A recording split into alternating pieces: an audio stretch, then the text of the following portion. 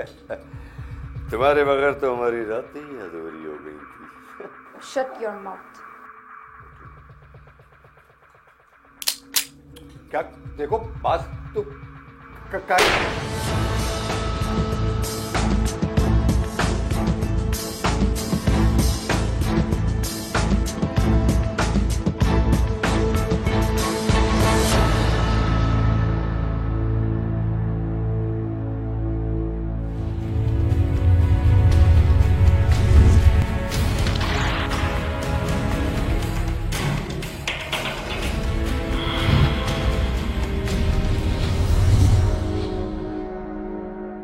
लोग कहते हैं इकलौती औलाद बहुत नाज़ों में पलती है, लेकिन ऐसा नहीं है।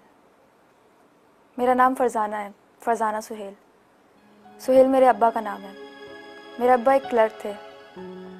मैं जब 10 साल की थी तो मेरी अम्मा का इंतकाल हो गया। उसके बाद मेरे अब्बा ने दूसरी शादी कर ली।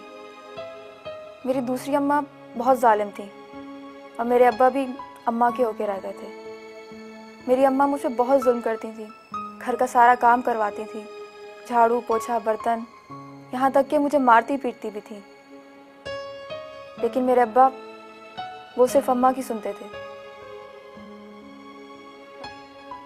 इसीलिए मैं अंदर से बहुत टूट गई थी और अक्सर तो अकेले में बैठ के मैं रोती भी थी, अपनी सगी अम्मा को याद करती थी। मैं इसी तरह जुल्म सितम सह सह के बड़ी हो गई।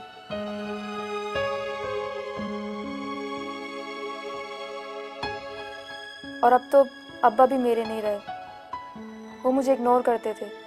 अम्मा उनके सामने मुझे डांट रही होती थी, लेकिन वो मुझे इग्नोर करके चले जाते थे, जिससे मैं बहुत टूट सी गई थी। मुझे अच्छा नहीं लगता था कि मेरे अब्बा मेरी एक बात नहीं सुनते थे। और एक दिन अचानक अब्बा का इंतकाल हो गया। यह खबर सुनते ही मुझे बहुत अफसोस हुआ, एक सदमा सा हुआ। मुझे ऐसा लगा कि मैं ज़िंदगी में अकेली रह गई हूँ। अब मेरा कोई भी नहीं है, क्योंकि अम्मा तो मेरी पहले ही सौतेली थी। मुझ पे हर तरह के जुल्म करती थी। इस बार उन्होंने मुझ पे जुल्म का पहाड़ तोड़ दिया, क्योंकि अब तो मैं अकेली थी। अरे कमबख्त, तेरा बाप सख्त मजदूरी करते करते मर गया और तुम्हारी हडरामी खत्म नहीं होती। और सुन, तू किसी फैक्ट्री में काम क्यों नहीं कर लेती? सारा दिन घर में पड़े पड़े हराम की खाती रहती है। लेकिन अम्मा, मुझे नौकरी कौन देगा? दुनिया की लड़कियां काम कर रही हैं, तुम्हारे पैरों में मेहंदी लगी हुई है। जाओ जाके कुछ काम करो। मैं बहुत तंग आ गई थी। आखिरकार मैं घर से निकली।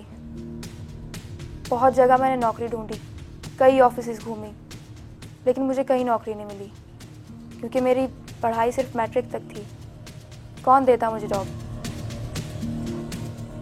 लेकिन एक दिन ऐसा हुआ कि मुझे एक अच्छे ऑफिस में बहुत अच्छी जॉब मिल गई। मैं वहाँ पे टेलीफोन ऑपरेटर थी। मैं बहुत खुश हुई। मेरी तनख्वाह 12,000 थी। उस ऑफिस में एक लड़का मंजूर भी था, जो कि बहुत अच्छा लड़का था, बहुत अच्छी अच्छी बातें करता था। मुझे दुनिया के बारे में ऊंच नीच समझाया करता था कि ऐसा करो, ऐसा नहीं करो। बॉस के अगवाड़े और घोड़े के पिछवाड़े से हमेशा बचना चाहिए। क्यों? पता नहीं कौन किस वक्त लात मार दे। तुम बातें बहुत मजे की करते हो। लो, एक तो मैं तुम्हें समझाने की कोशिश कर रहा हूँ और तुम मजाक समझ रही हो। वैसे तुम मुझे समझते क्या हो? एक बेवकूफ़ सी लड़की, यही ना? अरे भोली लड़की, तुम मर्दों को नहीं जानती। मैं मर्द हूँ, मैं जानता हूँ। क्या हो गया? तुम खामोखी में जेलस हो रहे हो। इतने अच्छे तो हैं बॉस, और कितना ख्याल रखते हैं मेरा। अगर वो तुम्हें 7 बजे के बाद ऑफिस में रुकने के लिए बोले ना, तो मत रुकना। तो मैं तो वैसे भी घर चली जाती हूँ 6 बजे के बाद। अरे बुद्धू लड़की, अपनी केयर करना सीखो। ठीक है, मैं अपनी हिफाजत कर लूँ। इसी तरह वो मुझे अच्छा लगने लगा था, और मुझे लगता था वो भी मुझे पसंद करता है। मेरे बॉस राशिद साहब भी बहुत अच्छे थे, मेरा बहुत ख्याल रखते थे। जो खुद खाते थे वही मुझे खिलाते थे। उनके लिए बाहर से खाना आता था तो वो मेरे लिए भी मंगवाते थे।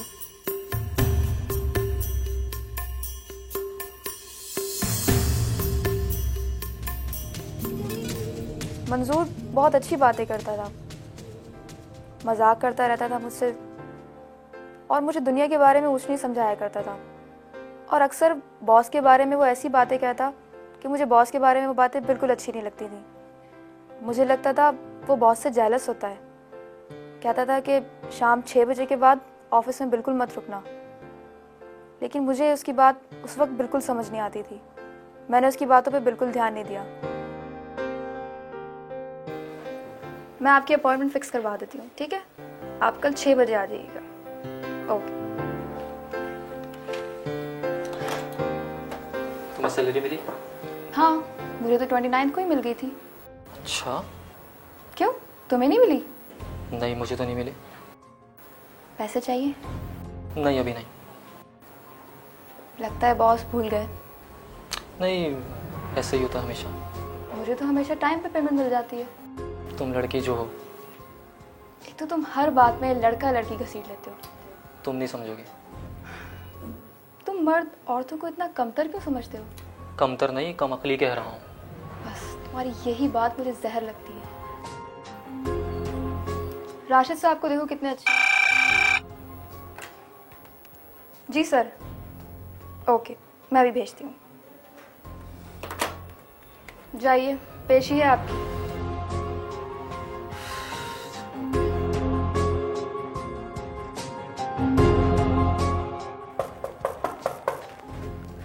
यस, कम इन।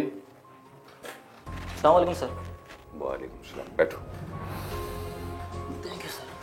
तुम ऐसा करो मंजूर के ये लिफाफा लो और सफदर साहब को दे आओ। सफदर साहब का घर देखा है आप? जी सर। ठीक। ये लिफाफा जब आप उसे उन्हें देंगे तो वो आपको जो चीज़ देंगे वो आप मुझे फौरन अर्जेंटली लाकर वापस देंगे, ठीक है? Yes sir. एक मिनट।